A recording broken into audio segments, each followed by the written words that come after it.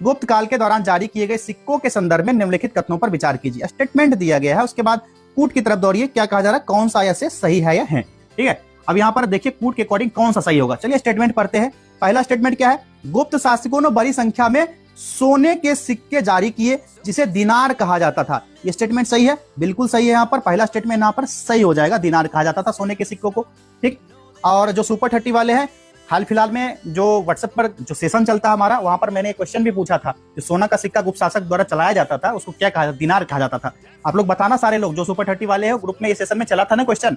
चलिए आगे बताइए, दूसरा यहाँ स्टेटमेंट क्या दिया गया है। दूसरा स्टेटमेंट, इन सिक्कों पर धार्मिक प्रतीकों विशेषकर गरुड़ का व्यापक उपयोग किया गया था। ये भी स्टेटमेंट यहाँ पर सही हो जाएगा। ठीक है, तीसरा स्टेटमेंट क्या है, चांदी के सिक्कों को रूपक कहा जाता है।